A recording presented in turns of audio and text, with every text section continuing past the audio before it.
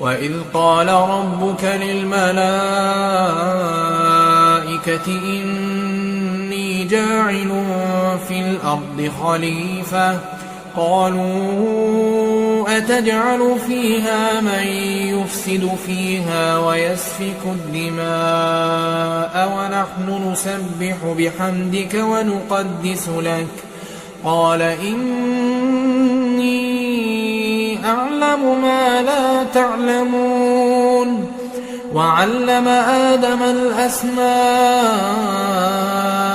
كلها ثم عرضهم على الملائكة فقال أنبئوني بأسماء هؤلاء إن كنتم صادقين